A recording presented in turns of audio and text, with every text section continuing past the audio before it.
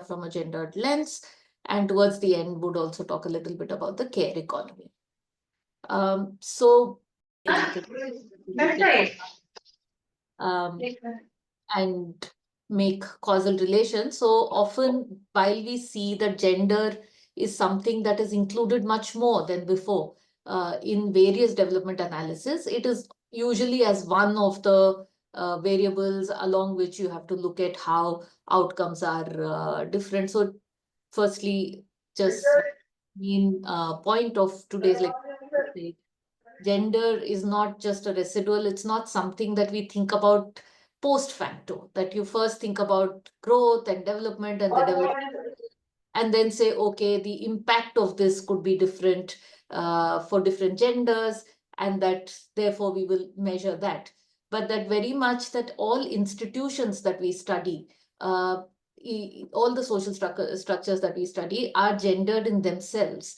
And it is when we understand this gendered nature of the institutions that we get a better understanding of development, and even in development practice, in terms of even designing development interventions. Yeah, before I move forward, I do want to make this caveat, and I'm not very proud about it, but through this lecture, I will be very much using this binary of male female, while understanding that we have progressed much further in the understanding of gender itself and the continuum. Unfortunately, one is also because data is often available along this binary, although more recent labor force statistics do give a third gender, but the numbers are small.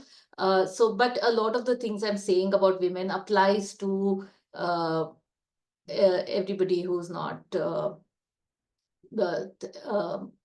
male, heterosexual male upper caste. So the intersectionalities are something that I want to mention here, and also apologize to say that while acknowledging that, I will be, when I'm speaking, I will be saying women to mean all of this. So the first thing that we do see, that when we talk about when we say institutions are gendered, labor markets, for example, are gendered, and various feminist economists have written about this. And when we say labor markets are gendered, then we're not just talking about differential outcomes for women in the labor market, or biases in the labor market against women in, say, an appointment in various jobs and so on, but also how they are inherently gendered, because the way labor markets function are very much linked to the whole process of social reproduction, which is happening often outside the labor market. But the differentiated outcomes that women face in the labor markets are very much linked to the gendered roles that they play within the households, especially in providing care to other household members, as well as doing a whole host of domestic work. So if you, some of you might remember this poster on the left, which was a painting by a 16-year-old boy, which came out sometime during COVID and became quite viral, where he said this was his imagination of when he thought of what his mother does. The painting itself was called the mother picture, and therefore we can see that there are so many tasks, and this is most women in the country who would be doing these multiple tasks, which are work, but which are unpaid and often invisible and not recognized as work. And there is now increasing attention being paid to this. It is not a recent discovery that feminist economists have made. Feminists have been talking about this forever. The women's movement in India has always given the slogan that all women work, precisely to take into account this kind of work that women do. But at the same time, we do see that in more mainstream circles and in policy and G20 and so on, now there's a greater focus on unpaid work. But what needs to be highlighted even now in the mainstream is that while there is a recognition of women's unpaid work, also to understand the interconnections between these unpaid work that women do and the paid work in the labor market, and the conditions of work that women face in the labor market, that these are not separate and that they are interconnected. It is the fact that most women are along this continuum of unpaid, underpaid, paid work, which makes their experience with the labor market such that there is gender segregation of labor. that there is women tend to be concentrated in jobs which are informal in nature, have lower wages, where there is a glass ceiling, the gender wage gap, everything that we talk about as the outcomes of labor markets when we look at it from a gendered perspective, that this is very much linked to the unpaid work burdens of women that they do within the household, and the fact that this is not recognized as work and it is not given any value. So this work that women do in the household is actually something that is subsidizing the market, because it is keeping the society going, it's social reproduction work, and it keeps, in fact, the costs low for the employers and the producers as well, to ignore this work as work and to assume that this is something women will do within the household in any case.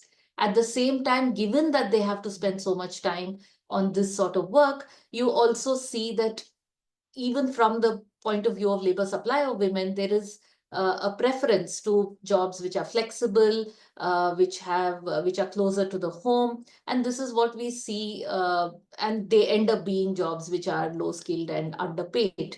And we also see this in the labor force statistics in India, where most women who are even counted as being in the labor force are their location of work is within their own homes or very close to their households, and they are largely almost all in the informal sector. And it, of course, has implications also to the kind of social protection and social security measures that women have access to.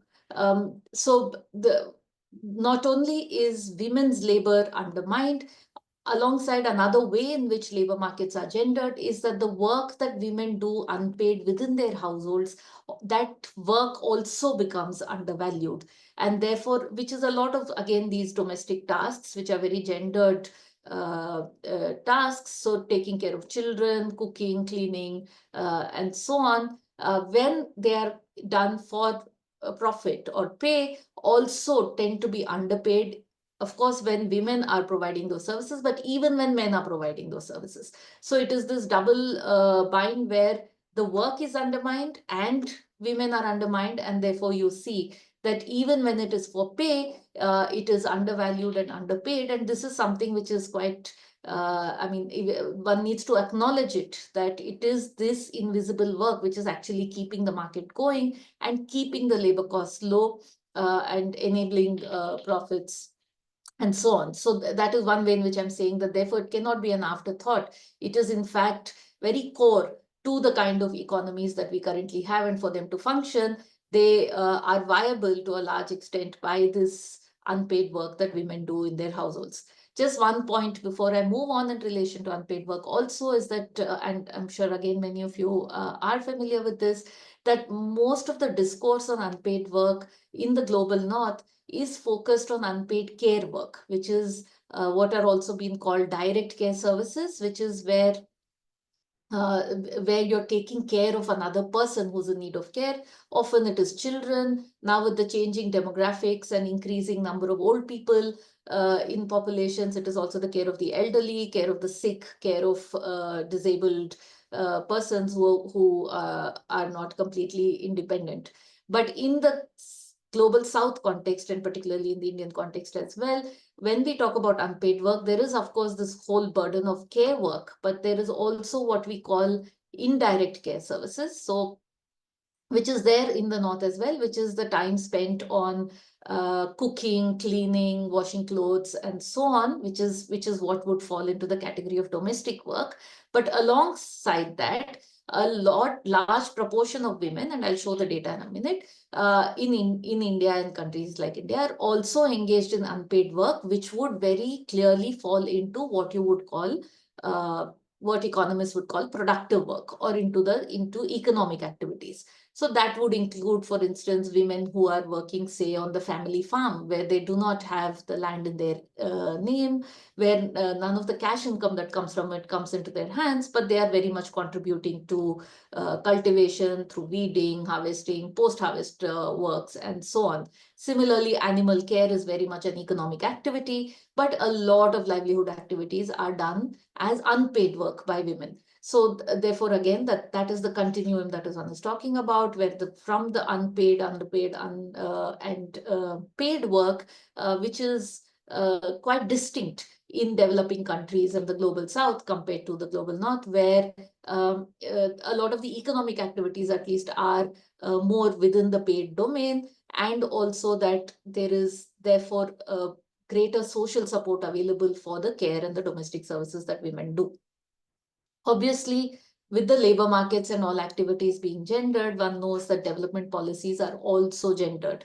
And this is something that we are familiar with. And in development studies, we talk about this whole trajectory within development policy of the whole approach of women in development, to women and development and gender in development. But overall, development policies, while stating to acknowledge this burden of unpaid work on women, have also tended to then slot women in this role itself. So the whole model of the male breadwinner and the woman homemaker continues to be kind of the basis of a lot of the domestic policy, development policies that are made. And therefore, if it is policies related to health, to nutrition, to education, and so on, usually it is the woman is in the role of the mother, and then it is designed where she becomes kind of the target audience, with slight changes happening now, where one does talk about both parents being involved in childcare and so on, but still very much so focused on the women playing these roles. I mean, it is an unsaid assumption that they have to perform all these unpaid activities. So even when livelihood activities for women are designed, it is kind of taken into account. The fact that there is this burden of unpaid work is something that is the underlying assumption. And so what is it that they can do combined with this work burden that they have, which they anyway have to do?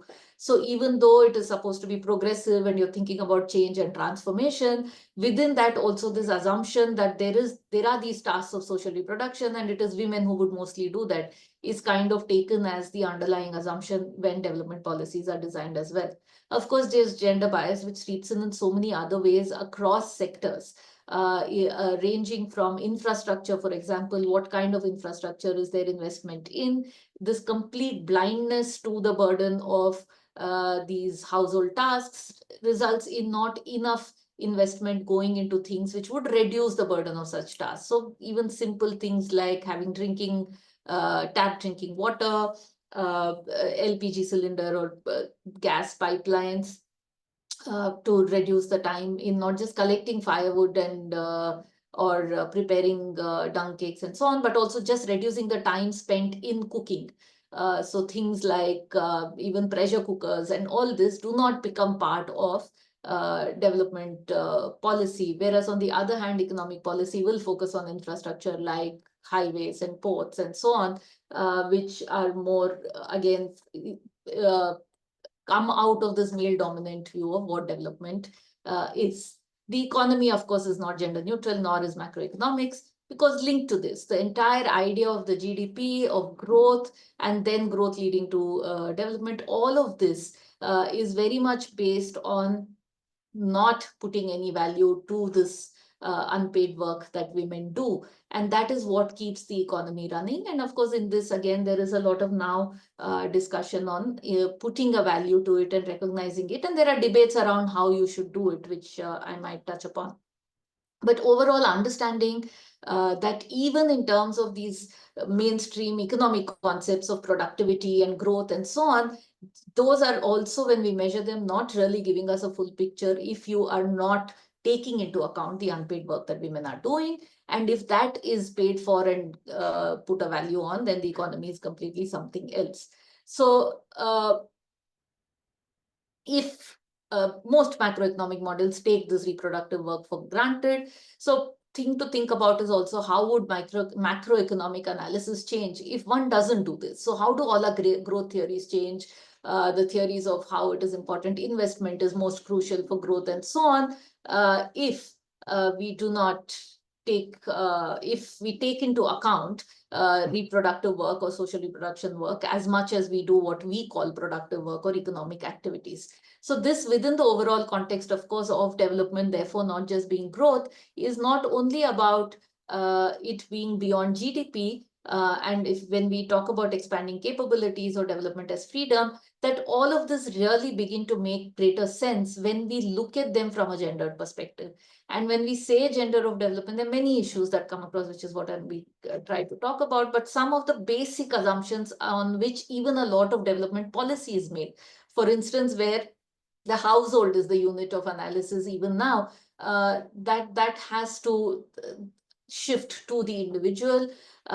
Issues of intra-household distribution, which are still very much not within policy or even so much in development practice. So the whole issue of gender mainstreaming, gender responsive policy making, again, these terms have been used now for over 2 decades at least. But actually, how much are they reflected in development? If we look at the institutions that we are working with and the social structures from this point of view, that they're all gendered.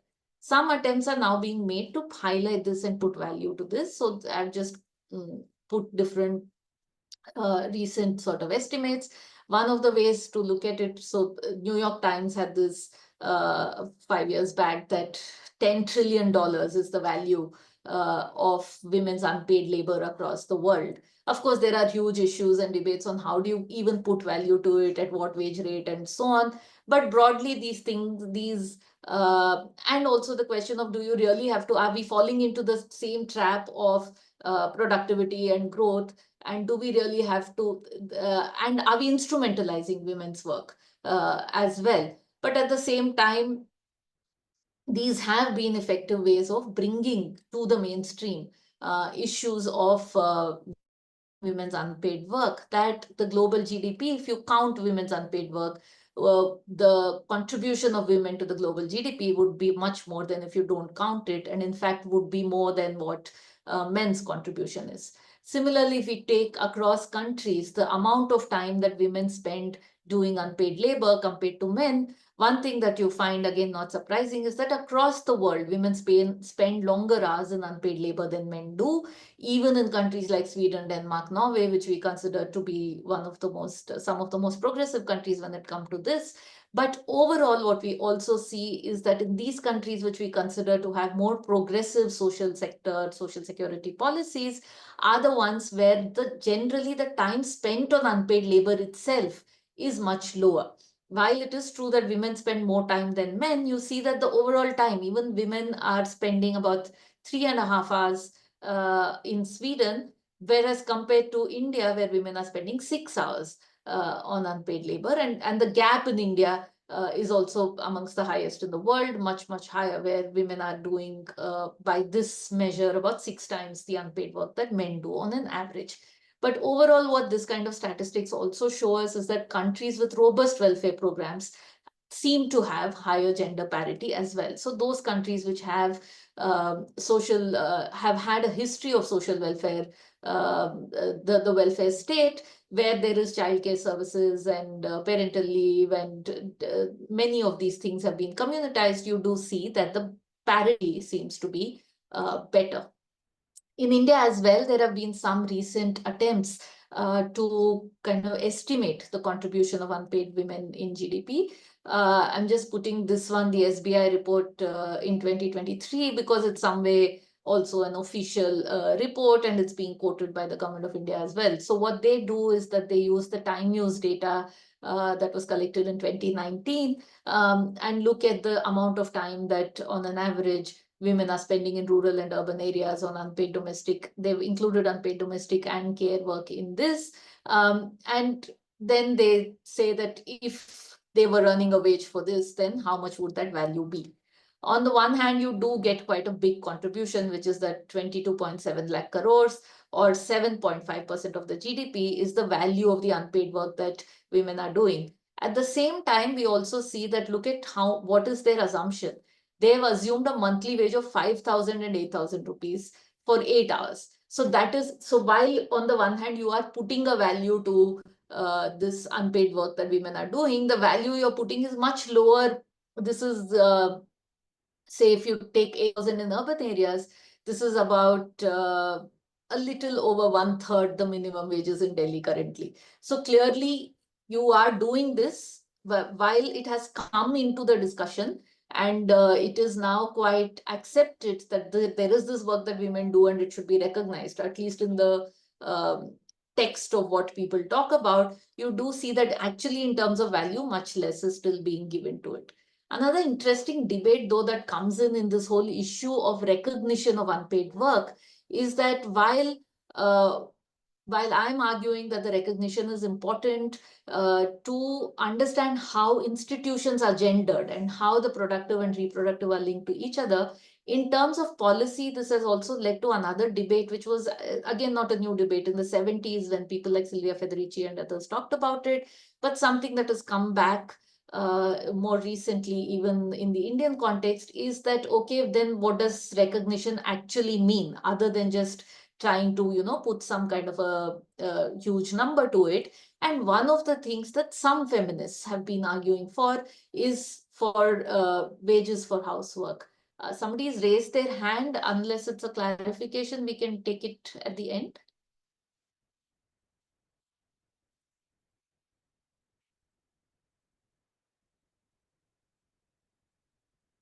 I'm going on because there were some raised hands. You can hear me, right? Yeah.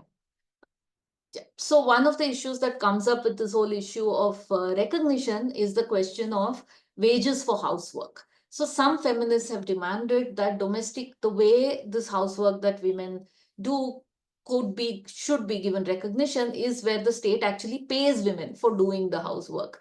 And if you remember, and if you followed the news a few years back with the previous Tamil Nadu elections, this is the argument that actually the CM candidate at that time, and he did become the chief minister, Stalin, gave for introducing this unconditional cash transfer for women. He called it wages for housework and introduced it as 1,000 rupees. In the general elections in 24 as well, where the Congress party, which was the chief opposition party, had promised this 8,000 rupees per month, and you had Rahul Gandhi in various speeches talking about the unpaid work that women do at home, and we have to pay them for that. Now, here, I just wanted to bring this up as one of those policy questions where it is not as straightforward, in my opinion. While many feminists have asked for this kind of a payment, there are others who have also argued that this is actually only reiterating that gender division of occupations and saying that, okay, women do this, we'll recognize women do this and we'll pay them for it. And that payment is not linked to any wage rate or anything, and women will continue doing it. So that is, many argue that that's not what one is actually looking for. One is looking for a more even distribution and an equal valuation of the work that currently mostly women do, but the work itself also needs to be valued appropriately. And so there is one debate, and I'm not getting into this debate very much, but just putting it here, that the whole issue of recognition of women's work, while at a conceptual level, I think is extremely important to understand the gender nature of institutions. What does it mean in terms of policy? One direct kind of policy recommendation that comes out of it is wages for housework, and that is something that is a bit complicated and needs to be thought about much more. But of course, there are other kind of policy suggestions that come up, which is more in terms of more structural, in terms of setting up enabling services. So, for instance, having childcare services, maternity entitlements, elderly care services, and so on, or reducing the entire burden of work, like I said, by improving the social infrastructure.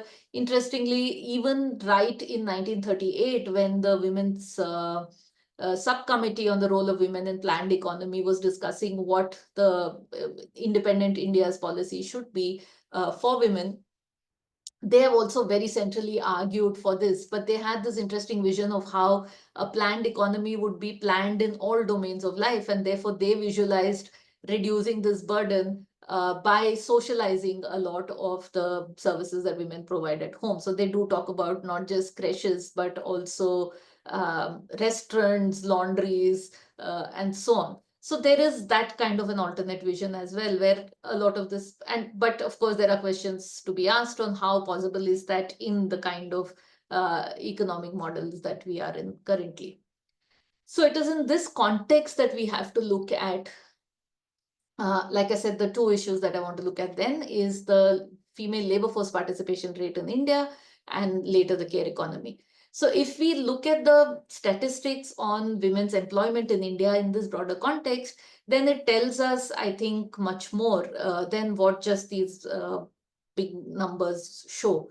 Um, for the last 2 decades, the big debate and question in India was that the female labor force participation rate in rural areas was declining. And then interestingly, we see that over the last 6 years, is what I have on the screen, is that there has been almost a consistent increase in female labor force participation rate as measured by the periodic labor force survey. Now, when it was declining, multiple reasons were given for it, including that with greater prosperity, that women were withdrawing from the labor force, that women were participating more in education, higher education, and therefore fewer were being seen in the labor force. Issues of skills amongst women have been raised. From the demand side, people have also questioned the availability of jobs, and that growth itself has been not creating sufficient number of jobs, and therefore you see a decline. Now, in the middle of that kind of a discussion, where the economy has actually not improved very much, but in a period where the economy, in terms of the growth rates, average growth rates, is actually doing worse than the previous period, you see this reverse trend of the rural female labor force participation rate increasing. And you also see that many are celebrating this as that we seem to have now cracked that sort of barrier of where the low employment participation rates among women. And some people have even earlier, when it was declining, blamed cultural factors for this, that in South Asia and in particularly India, women are not allowed to go out of their homes and participate in the job market. So how do we understand this increase now in labor force participation? And this is an important question also, again, from the point of view of for women, not only about their access to livelihoods, but also because there has been an understanding that these various kind of discriminations that women face, one of the ways that they are able to get out of it is through greater access to resources, be it land or through incomes through employment. And so if we think of employment being empowering in some way, then is this increase in female labor force participation also indicating an improvement in women's status? One set of issues related to this is, of course, related to data itself, in that how well or how badly are our surveys capturing women's work. And many have argued that these numbers don't mean very much because the surveys themselves are biased, where we use this major time criterion, and also the respondent is often a male. And often even women don't consider, like I've been talking so far, that the work that they do to be work, and so work tends to be underreported. While acknowledging that, at the same time, through most of this period, there has not really been any significant change in the methodologies in terms of the questionnaire or in the way in which the data is collected, for this to be happening purely because of better reporting or so on. So it does seem to be reflecting some kind of a change, except for the last year, and I'm not going into the nitty-gritties of it. But overall, this positive trend is something that the data is showing. So although it is increasing, what it's also showing is that if we now break it up into what is the nature of employment in which women's participation is increasing, you see that it is in the self-employment category. So the labor force surveys divide the kind of occupations into self-employment, regular and casual, and self-employment is where so most of the women who are in the labor force, 3/4 of them by the latest data, are in what is called self-employment. And even within self-employment, what is interesting and also not very positive is that within self-employment, the category which is called helper in household enterprise, that is where most women seem to be. So of the 75 almost percent, 74% of women in the last year who are in self-employed, over 40% are in helper in household enterprise. So this is again that category of women who are working within the household in a or maybe on a farm, and they are not being paid for the work that they are doing, but they are being counted as being in employment. So on the one side, when we talk about recognition of unpaid work, the flip side of that debate is what does recognition really mean? One example I gave you is this whole debate around wages for housework. The other, which is currently going on in India, is that it is counted. It has always been counted, but now people are saying that it should be counted. It's counted, but then just counting it, does it really improve women's status? Is that what recognition or valuing the work really mean? So should we just by looking at this increase, should we be satisfied and say, okay, now women are participating more in the labor force, and that, look, we are actually recognizing the work that they're doing. It's great that we are recognizing, but do these orange bars have those characteristics of employment which then lead us to say that that is something that is a positive development, and that it leads to women's empowerment in one way or the other? Uh, I don't really think so. So this is still very gendered, the kind of occupations in which women are concentrated, and it is still largely unpaid work in which women are. And one of the reasons why this is probably happening, because that was a trend that was seen even in the early 2000s, which is that when there has been rural distress, you see that women are more visible in these economic activities, which the labor force surveys capture as being part of employment. So that is also kind of captured by this trend, where you see that the share of workers in agriculture is also going up. While in rural areas throughout, most women who are in the labor force in rural areas have been in agriculture, there is a increase in that. And once again, in the way we understand economic development, the kind of economic development we are having, I mean, we are in under capitalism, and which is largely market based, you would expect that as the economy grows, that employment shifts away from agriculture into non-agricultural activities, which also tend to be more remunerative or more productive.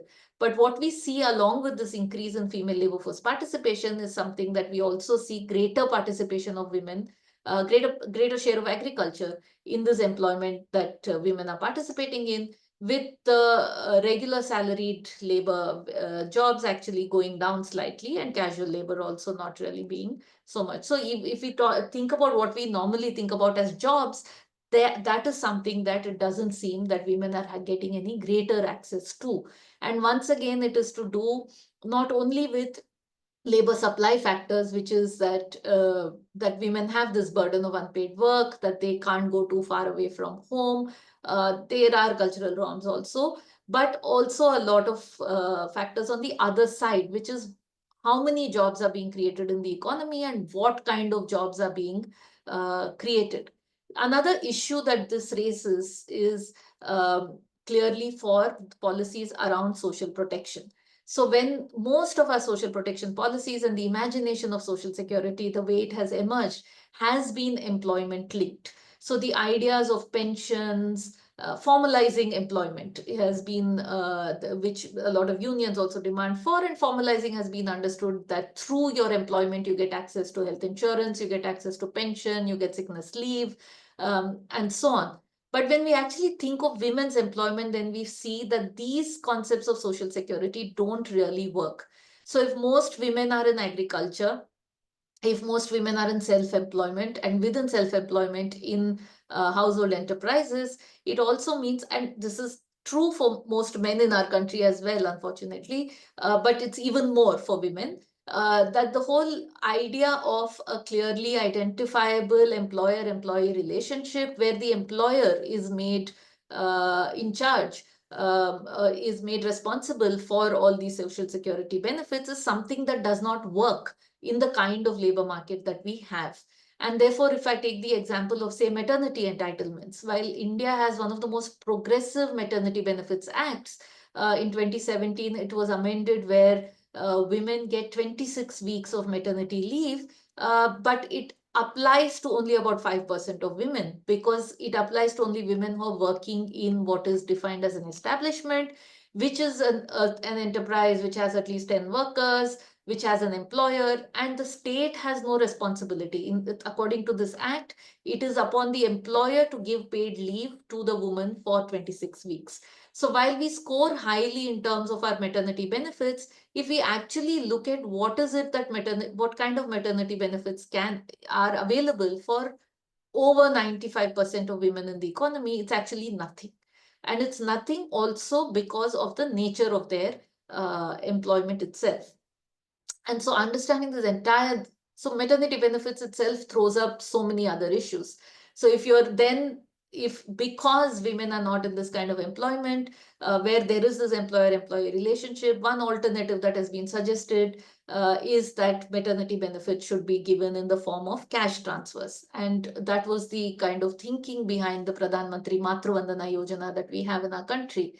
But it immediately raises a whole set of issues, which is that if the whole logic behind maternity entitlements is to recognize that pregnancy and childbirth is something that women are doing as part of their contribution to social reproduction, that the society has to bear the costs of this, that the women requires rest and nutrition during this period, that the child is entitled to exclusive breastfeeding, which means that the woman needs to be away from work for a longer period of time. If these are the reasons, and if it is seen as a wage compensation, then questions arise on whether giving a cash transfer of some arbitrary amount, which is 5,000 currently, which is not linked to wages, which one doesn't know if it is really leading to women not working, most likely not, because the amount is too little for them to for it to actually be a substitute to the wages that they might earn.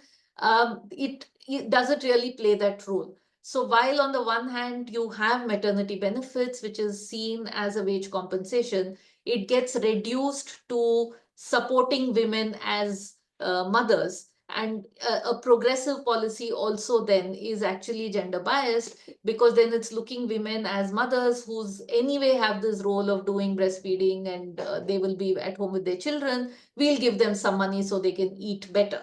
But the whole idea is something else, and that is something of actually wage compensation for women. But then if we even understand it as wage compensation, given the current kind of labor market structure that we have for women, we really need to be creative and think about how can this be done. Maternity leave is something that will not work. And there is, of course, the age-old question of should we wait till everybody is formalized, or in the interim, do you think of other ways? And will there ever be a time when the entire workforce is formalized in the sense of the way we understood it, say, in the post-Second World War period in the global north, where people are working in, say, large factories and industries, where they're getting access to these entitlements through their employment. So it raises a lot of questions when you start thinking about where actually are women located, what is the kind of work burdens that they face, and what are the kind of employment relations that they are situated in, even for social security policies like maternity entitlements, or even creches. Like what kind of creches would you require? What would be the timing of the creches?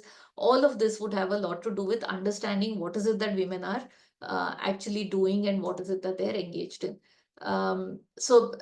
This should have come earlier. So while you have more women in agriculture, also, of course, access to resources is not great. Overall in India, only about 14% women have there is any land in their name. And this also, again, has deep policy implications, because although there have been various recommendations, the Swaminathan Committee and so on, to recognize all those who are involved in any agricultural activity as their major occupation as farmers, most government policies, including, say, the PM Kisan, which is a cash transfer for farmers, take land ownership as the definition of whether a person is a farmer or not.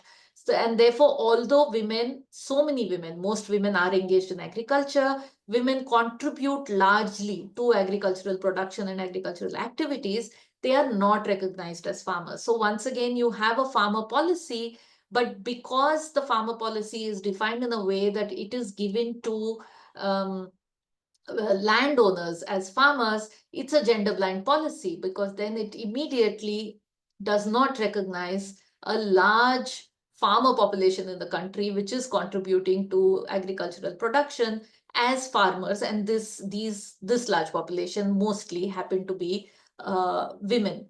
And even where women, although it on the face of it, the PM Kisan does say that 1/3 of the beneficiaries should be women. So it does seem to be progressive and has taken care of this. But at the root, just the way in which the farmer is defined, actually, most women are kept out of it.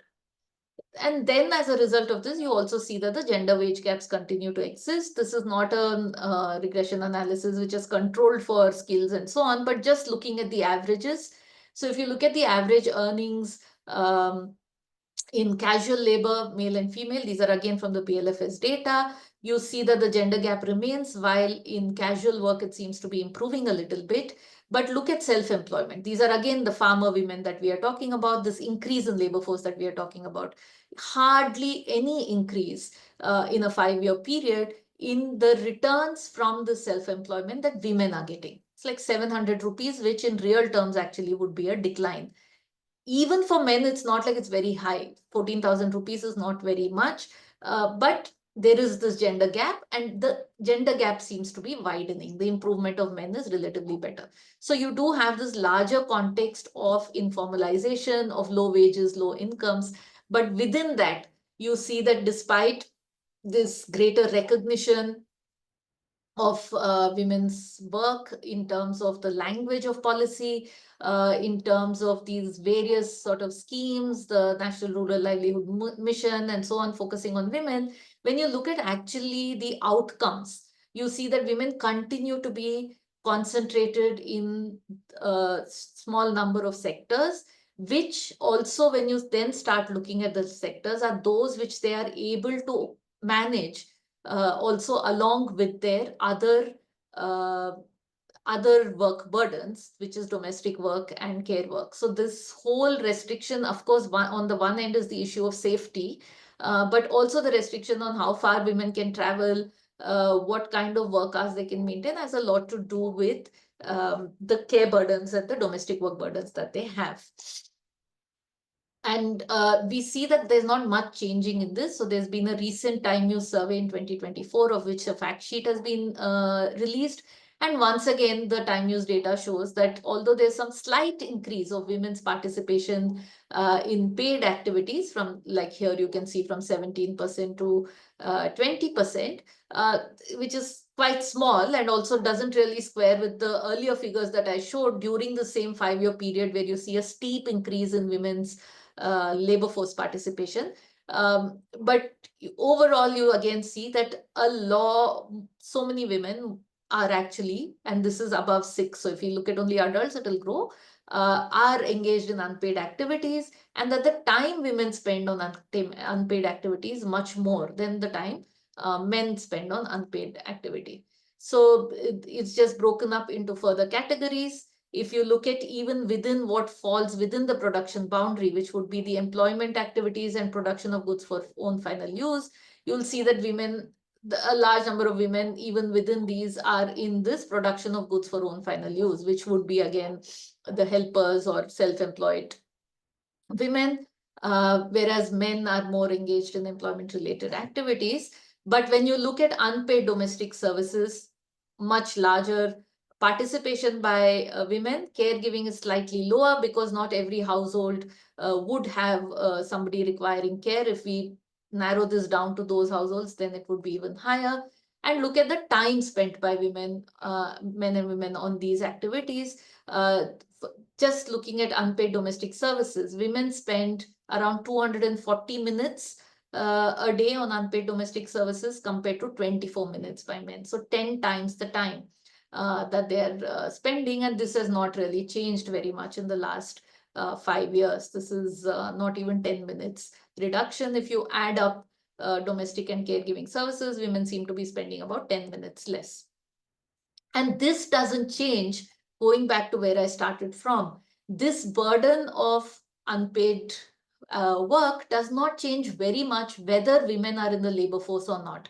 So using 2019, we tried to look at the participation in unpaid domestic services and unpaid care activities, depending on the status of the woman, on whether they are counted as being in the labor force or not. So the first 4 bars are male and female in the labor force, and these are for male and female outside the labor force. And the darker blue is telling us the participation in unpaid domestic services, and the lighter blue is telling us the participation in unpaid caregiving. And this is for the women in the working age population. And like you can see, whether in the labor force or not, about 93% women participate in domestic services the day before the survey. Whereas relatively for men, that is 30% for those in the labor force, and even less 20% for those who are not in the labor force. So this is where I think the slogan all women work really begins to make sense, that even when they're in the labor force, and the whole thing of the double burden of work on women, time poverty, all of this comes out quite clearly from this, where you see that irrespective of women's workforce, labor force status, they are engaged in domestic activities. These activities has to be done by somebody, and it ends up being done by women.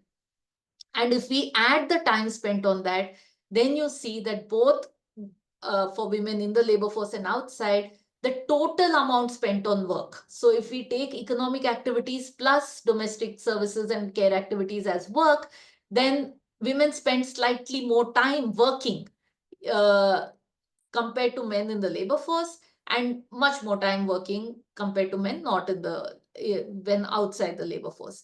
And what this means also is that, one, that then women have lesser time for leisure activities, and second also that among these activities, the kind of activities that women are involved in are more drudgerous in nature.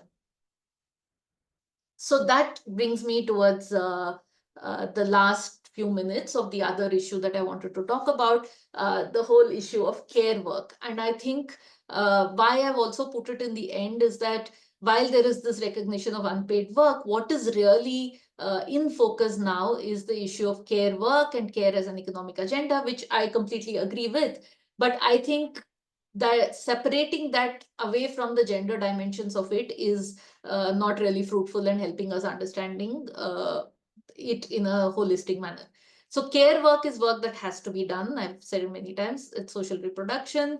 It's relational in nature. It should be a social responsibility, but often left to the family and mostly women. And but why it is now really it's so much there upfront in the discussion is, one, because the pandemic highlighted the importance of care, but also changing demographics in advanced countries where there's increasing elderly population, and there is this question of who's going to take care of them, the working population proportions going down, also with more women joining the labor force, and also the whole larger employment situation where across the world, the capital intensity of growth is such that fewer jobs are being created for each dollar of income that is being made. So in that context, care work is now being seen as something that is as an economic agenda, in the sense that it is a sector where jobs can be created.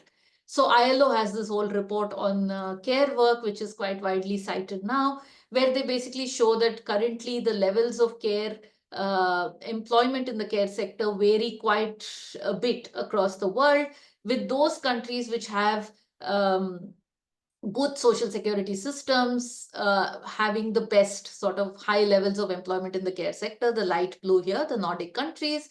And then basically what this shows is that, firstly, care employment levels vary quite sharply across the countries, showing then that this is not available as a service, and so the burden is mostly on women within the households in unpaid forms.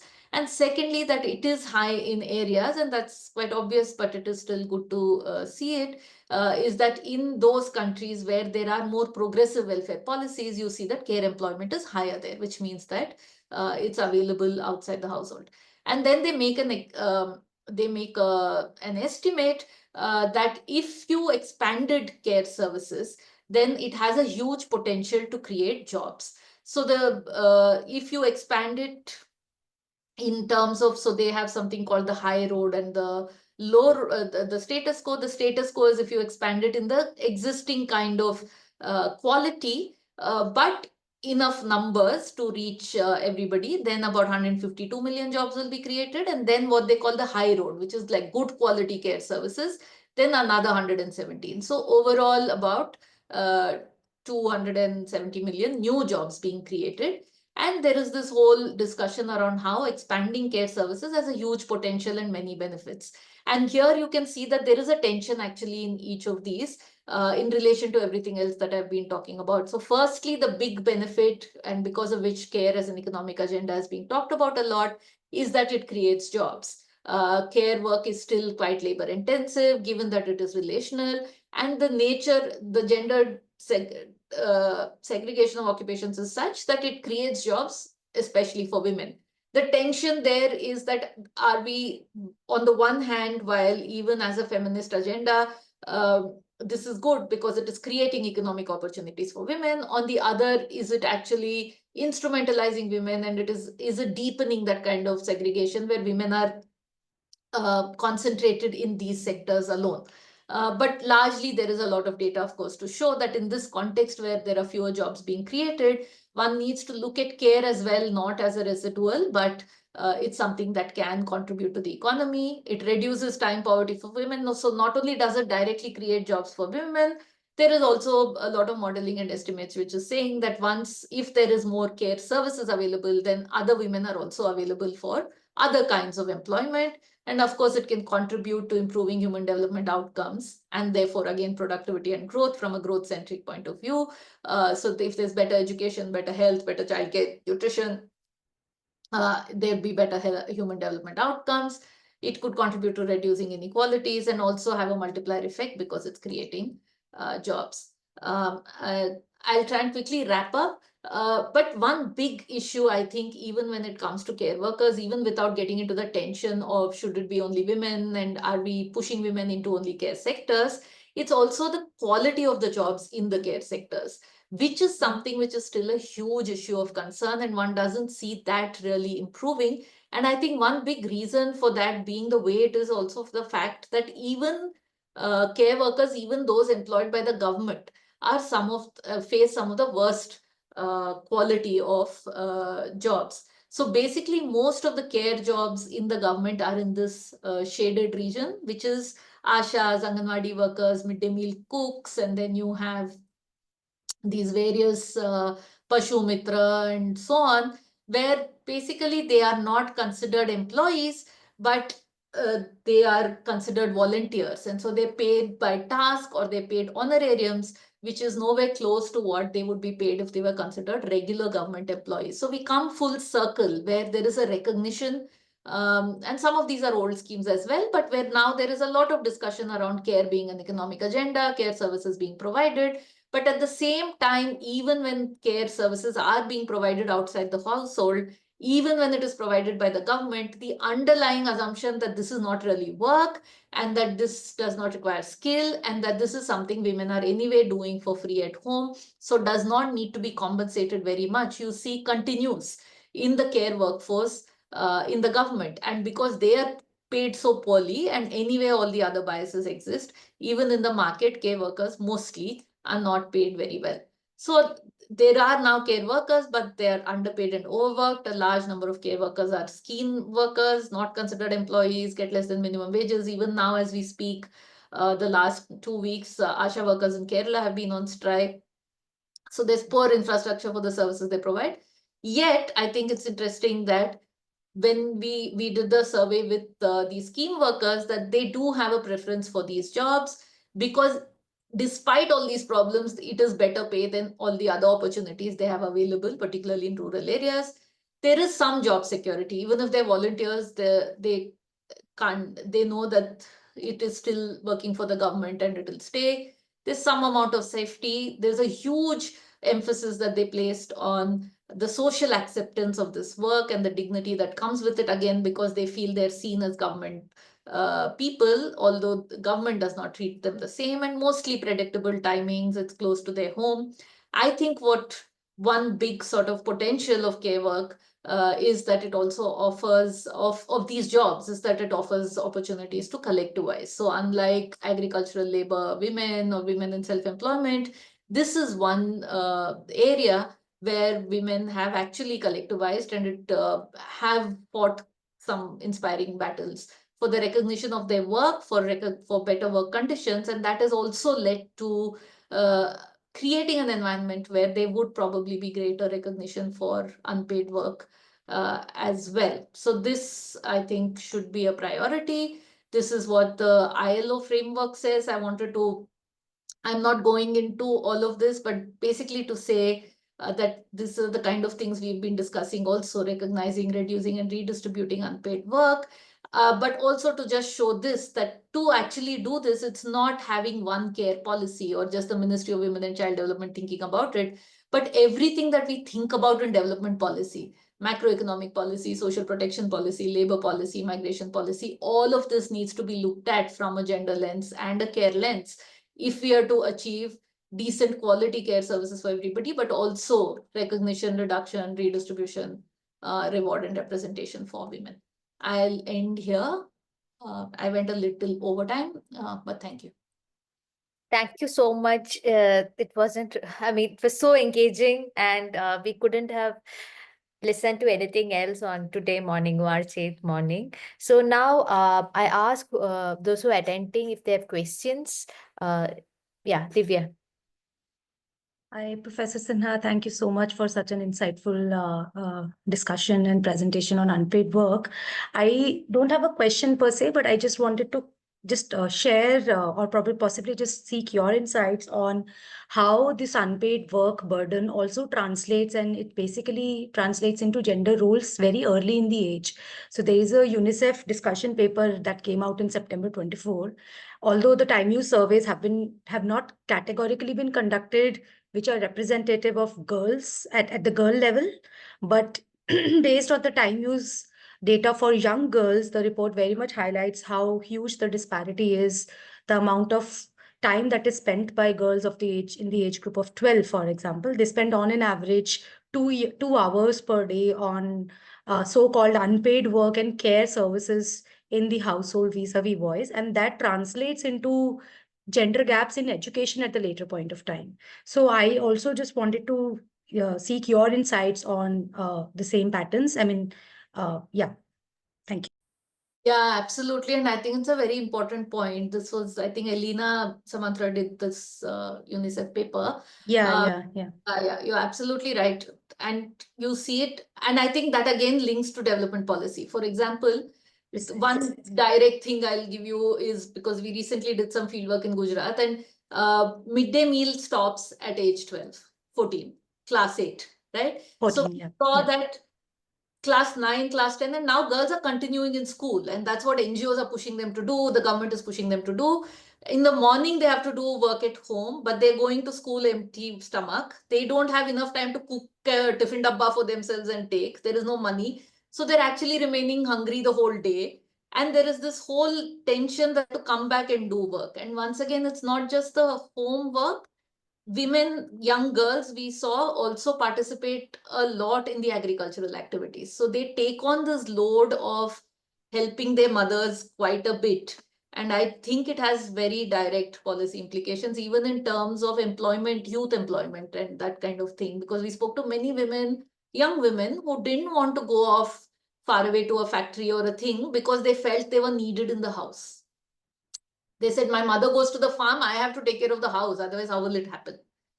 That thing has to be brought out. Usually we only think of married women when we think about unpaid work. Exactly. Yeah. Just Yeah. So for the next round, we'll collect a few comments and questions, and yeah. So Anshita, Ashita, and then Pooja. Hello, ma'am. Great session. I just had like one question that I do agree that if you agree that care, including and adding care economy in GDP will lead to like correct computation of GDP, right? Like if we add the amount of care economy in GDP, this will lead to like correct computation of GDP. And like how will we exactly measure care work, like based on number of work they do in a day, or opportunity cost, or based on the qualification of the women, and how will it like affect the GDP altogether? Yeah, that was my question.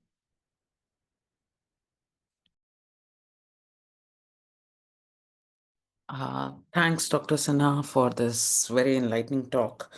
Um Actually, I have too many thoughts, and I always struggle to articulate what my question really is. So it comes in the form of a comment as well as a question. So, first thing, quite honestly, I'm really taken aback by the amount of rural increase in rural labor force participation. While that's increasing, employment opportunities are going down. And that is a very tragic situation to be in. And you rightly point out that there is this catch-22 in that situation where you are in a way, even if it is we have corrected for the data. Even if it is just that, I am assuming, let's assume that is the data we have, it's the being carried on the way it is being carried on. Everything in my head in your discussion, even though we are discussing it through the lens of economics, boils down to empowerment of women. Mm, in my head. And when I look at this, first, this conflict, second, the conflict of land ownership that you talk about, that land ownership is only 13.96%. Legally, agriculture being a state subject, and Hindu Succession Act basically even giving the agricultural land, women equal ownership to agricultural land. Most of the northern states, and even in the India map that you showed, most of the northern states are the states where women do not get that ownership. They are not able to claim it because those states have applied the amendment of Hasa at all. So that is why that, like especially Haryana, Punjab, Uttar Pradesh, they have not applied this amendment. That is why the ownership of agricultural land by women is anyway lower. And if you compare it with the southern regions, it is going to be lower in the northern regions. And this again disempowers, and the rural. So again, as I already said, it is going to come as a comment as well as like a question. So there is already an increase in rural participation of the labor force, but there is no employment opportunity, plus there is no land ownership, plus, as you have pointed out very well, that there is self-employment or the employment in the agricultural, this thing that's been increasing. So then, how do we link all this, and then finally say that, okay, because I mean, the thing that I took away when you're interviewing these women, and they are saying at least when we get these care jobs, we get the opportunity to collectivize. And I feel that is where the empowerment question also comes from. So, is there even a possibility, or is there something that in a form of a recommendation that can be done uh, as economists? That's a question. Second question is based on a very it may come across as a very naive question because this is why most of the students ask this question, but I think this question holds a lot of value in current times and the times coming ahead. We in towards the last slides you were talking about increase in women employment, how from if there is a status quo, then what will be the case, and so on and so forth. In my head, and I think most of the students would ask this question, what is the role of AI going to be? Because the AI is not only affecting the male employment, it is again not having like supposedly gender neutral. Okay, all employment is going to be affected, and then within which the gender is going to come in. So, what is that going to look like? Because it is something where we already are there. We cannot shy away or shun that question anymore in my head. So, yeah, just these two. Thank you. I hope I made sense.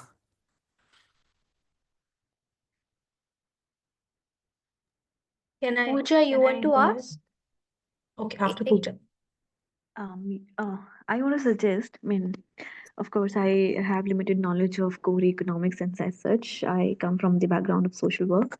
And with my connection with the state of Haryana from the past 2 years, as a faculty also with IIM Rohtak, um, and having a background in adult identity issues, a few things that came to my mind which can be furthered into gender and gender economy and gender development research. First thing is reproductive work of middle-aged and elderly women whose adult children are struggling with transition to adulthood.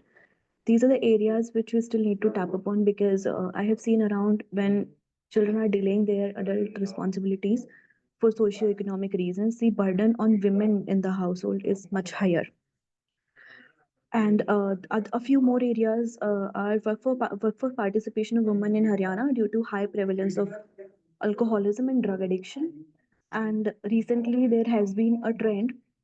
Sorry, I'll complete that first. Workforce participation of women in Haryana due to high prevalence of alcoholism and drug addiction, and how it is putting on further burden on women's emotional labor, which is essential part of care, the care which is not paid for. Other than that, the migrant labor force in the NCR parts of Haryana, where the burden on women migrating from the eastern states of Bihar, Jharkhand, and Chhattisgarh, the burden on women and the prevalence of tuberculosis, which is going unnoticed, and there are many in the nearby villages where I can see it. People are not really concerned at where it is coming from, because there are a lot of plywood factories and all, and it is to add on to ideas constellation of researchers, because they are putting a best foot forward, also considering the local part of the educational setups concerns. So therefore, I would like to add on these points, and I would like to thank Dr. Sinha for her insightful lecture. I learned many new things today because I have limited understanding of economics as such. Thank you so much. Can we take these 3 comments, because we have 2 more hands up before going to the other 2? Guy, can I just add a question, because it is just related to Ashita's point on the AI implication of AI. So I just wanted to also connect this to the climate shocks, and the climate change is impacting the time. I mean, there is a lot of research which also says that climate change is increasing the time use or the time spent by women on unpaid work because of the distances to go to collect water and all of that. But there is also a counter side to it, which says that with a lot of technological advancements in terms of the help that is there to be able to perform these unpaid household services, whether we will be able to sort of, counter the impact of climate shock. So, I mean, that's how I just wanted to know your insights on this versus technology. Thank you. I don't know if I can answer some of them, but I'll just respond to them. On the GDP and how to measure, see, there are methodologies, like I was trying to show what the SBI did. Usually they do it on the basis of time use data and look at how much time women are spending on this and try to put a value to it. But of course, there's a question of what wage will you put there. I would say the minimum you would put is a minimum wage. What is 20 rupees? I mean, what are you even trying to say there? But I think the larger point I was trying to make was that these GDP or shadow GDP accounts have limited value. The value that they have is like an advocacy point, is to just highlight to people who are not able to see how much work this work is. Where you have a dominant ideology which is not even recognizing this work, it contributes to saying that so much time goes into it, and if you put value into, so much happens. But beyond that, I think we also need to understand the limitations of adding this, the pitfalls of adding this also, because one is not at all saying that if you put a value to this, then it's okay, it can continue the way it is, just give it a monetary value, right? So that is something that we need to be careful about. And finally, also from a broader development perspective, if we are challenging the idea of the dominance of GDP itself, how much attention do we really pay to this kind of thing? If we're talking about changing the values of what we want an ideal society to be like, then this kind of everything having a material value itself should not be uh, a priority, ideally. I mean, it sounds utopian. So therefore, I think there is a limited value. For me, it's a tool for campaigning. It's to get suited, booted men in Davos to talk about unpaid work and care, is to put this number, and the higher the better. Maybe they'll pay more attention. Ashita, in terms of increased female labor force participation, you're right. The numbers are there's something going on there. I think actually women have always been working very hard, and they continue to be working very hard. There are no good, decent quality employment, very few opportunities, particularly in rural areas outside of agriculture. So a whole host of questions related to even access to resources, like you said. You're right. There is, even where the Hindu Succession Act, the amendment is made, it doesn't automatically transfer. There's a lot of time pressure on women to say, okay, I don't want the land from the natal house. There is issue of having one small parcel of agricultural land in some other village, and this here, there are all kinds of questions. But I think there what the women's farmers groups are asking is therefore saying, of course, they're asking for the land titles and ownership to land, but also saying that don't link recognition of our work as farmers to our owning land. That farming is not, ideally there is land to the tiller, but that kind of land reform has not happened. So it is the activity of agriculture which makes me a farmer, not that I own the land or not. I think that is, and then once you make that shift, then all the schemes, not just the PM Kisan, but credit, agriculture extension, everything is now addressing the male farmer because you're linking it to land ownership. And that's where it comes in. Role of AI, very difficult to say what it will do. But again, I might sound utopian, but given that care work is relational, there is a limit to how much AI can at least replace these kind of jobs. There should be.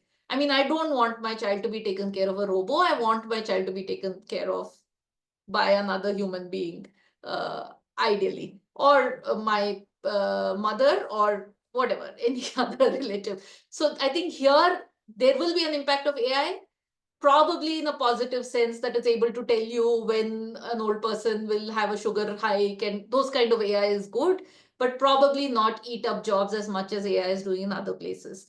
Climate change, even bigger challenge. And for me, like you said, and there is a lot of now research also to show that climate change impacts women more adversely. Also, that women are greater climate protectors than men are, again, in agriculture and so on. But there again, it's the same dilemma for me, that you're putting one more thing on women's heads now, that you have to protect your family, you have to protect the economy, you have to protect the climate. So how do we do it in an equitable manner, where this sharing of care work, where it's not just care of other human beings, but now it's care of your resources, also is not so gendered? That's what I think we need to keep in mind in climate. And opportunities to collectivize, you mentioned, Ashita. I think that is the most amazing part of these scheme workers, is what I find. I work a lot with their unions, and that has been a kind of a silver lining to this kind of employment, because so many women, such large scale unionization, we don't see anywhere else now, and they're quite strong. And it is, I think, uh, adding to their empowerment in many ways. About Haryana, I agree. Again, you've highlighted other kinds of work that women do, but very, again, like environment, this is another thing. It falls entirely on women.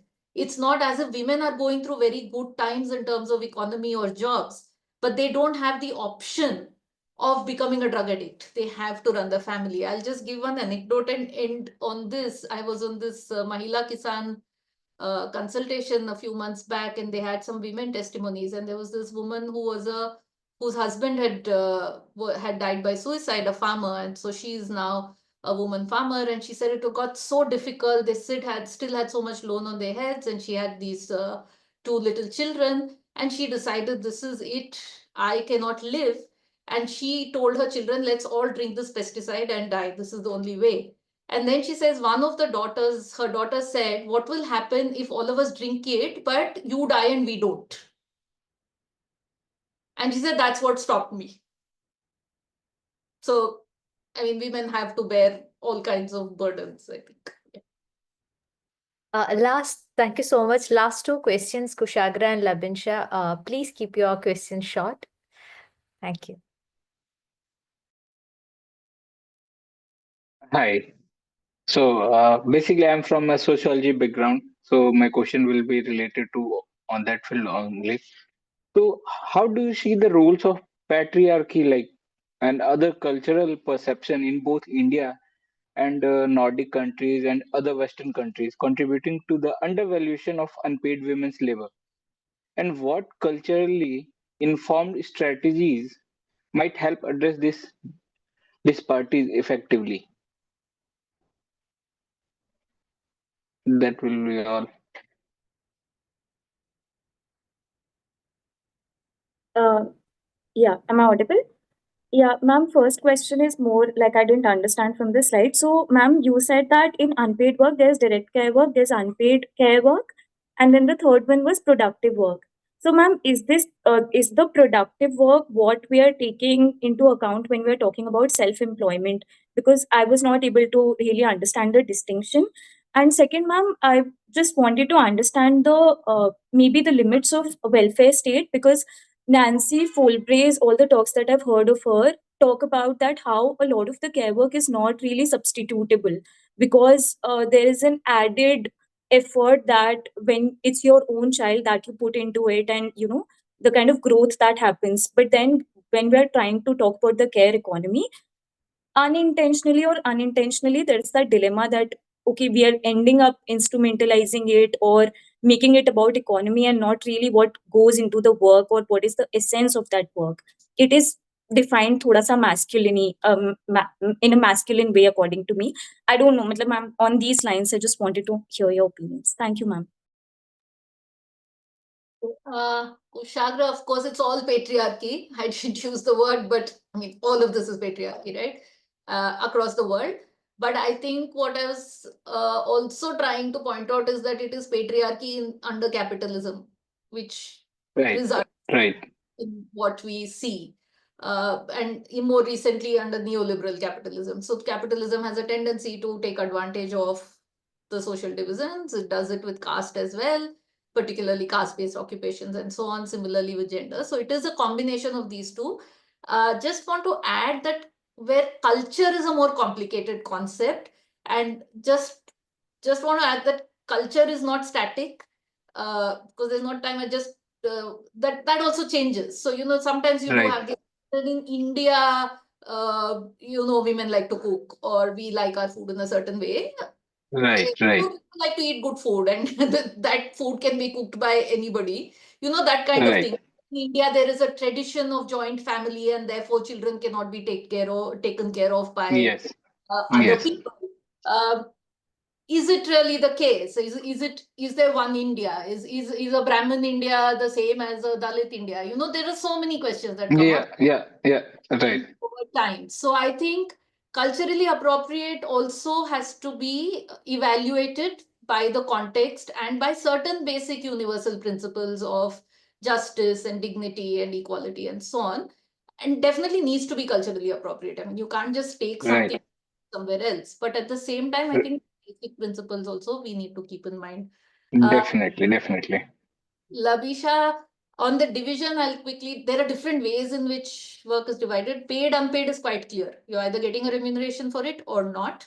The economic, non-economic is things that fall in the production boundary, which could be both paid and unpaid. So paid again is quite obvious. The unpaid economic boundary would be something like agricultural work. In fact, anything that could be marketed, even if it is for your own consumption. So if you would be, or sometimes say if you're making pickle for just your family, that is not an economic activity. But if you're doing lijjat papad, then that becomes an economic activity. So what goes into your GDP is an economic activity, and that would be seen as economic. Everything else would be seen as non-economic. And then within care work, you talk about direct and indirect care work. So direct would be you're taking care of a person. Indirect is you're taking care of the household, broadly. Yes, ma'am. On the limits of the welfare state and all that is very valid. Nancy Folbray's work, a lot of, again, experiences in India as well. I just said it in one line that care work is relational in nature. So even when you're providing care to somebody as an economic service, you see that often, and Nancy Folbray also talks about this, that there is a relation that is formed there, right? Say if you're a nurse who's taking care of an old person and you're going to that house, it's different from any other of producing a car or doing any other kind of work. And that is why it complicates it even more. Then there is also the question of the thing about even in rural areas. So even when services are available, it's not necessary that all women or all families choose to use them. Right. So, even when you have creche services, for example, it's not very easy to get women to leave their children there. They want to sit there, they want to see what it's like. They don't have the idea of this. They want to make sure their children are taken care of. So all this will be there. Again, I'll say the same thing that I said earlier, but while all this complicated thing is there, some principles are still, I think, something that is what we are talking about, that there is nothing for it, while it is relational, there's nothing that needs to make it so gendered. there's a maa ka pyar, there is a baap ka pyar, there is a mausi or chacha ka pyar also. I mean, the love can happen beyond the gender of the person giving the love or taking the love. That is, I think, important, and therefore a more equitable sharing of the work. And the reward also needs to be commensurate. Without it, I mean, there's a difference between exploitation and doing it and love. Sometimes they cross over each other. That's Yes, why I ma'am. call it. Completely agree. Thank you, ma'am. Yeah. Thank you so much. This was supposed to be a 1 hour session, and this has already 1 hour 35 minutes, and there's one more hands up. So I'll just open that up. But one of our effort in the MSc Development Practice Program, which we're thinking also, is like make this the new mainstream. Like if it's not the right way, this all is like seen as like non-mainstream, and you have to go to the heterodox or all that. But how to reimagine probably development practice only if you bring this conversation as the main conversation, like something you said in the beginning. Why is not a pressure cooker not the not an economic subject? So this program which we are thinking is also planned as a non-residential program. For some of you are attending it, please tell your friends, family, peers. So if it's based in Delhi, so even if they have a job, it's something they can attend with it, which is a part-time 3 days a week from the Delhi facility of Jindal. My colleagues are putting the links here. Before opening up the comment, Ashita, I was also asked by my team, all of us, to put the video on so that we can take one virtual group picture. Uh, so yeah, Ashita, you can just give your comments, and then Prof Dipa, your concluding comments, and then. Yeah, just on the question of Kushagra, which Deepa you were answering regarding patriarchy. So I just thought it would be very interesting if you can elaborate that how in economics there is an economic man, there is no woman. So if you can just talk about that, and then culture, so differentiation is altogether a different ball game. But within economics in itself, the way we look at yeah. So if you can just You elaborate. said it, that there is an economic man and that there is this representative individual. I mean, this whole methodological individualism that we call in economics, where actually the individual is the household then. And then you have these various models where you say actually the household is a unit and you have this benevolent head and so on. The economics is a very masculine discipline. I think gender has only started coming into it quite recently. And that's why I started off with saying it is still, I think, an afterthought for economists. It's something that you add on. So you do your model, the world works like this. Oh, okay, there is a gender difference. Let's bring that in. And I think that is really self-defeating.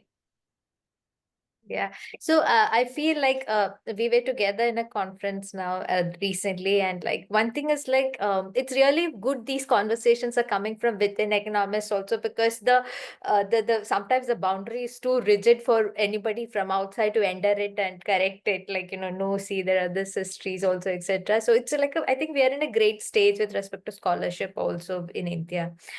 Thank you so much, Professor Dipa, and it has been really wonderful from the comments we have had, and like from the engaging discussion, and like and how we all stayed through, and also you staying over for more than 40 minutes from like our committed time. Thank you so much. This was really insightful, and we continue to engage with you in the future, take insights and inputs from you to probably strengthen our program also. And thank you so much. Yeah. So thank you And from me also to Gayatri and Dipanshu and all of you for being so engaging, and good luck with your new program. thank you so much. Thank you everyone for staying through. And yeah, Women's Day greetings to everyone. Bye.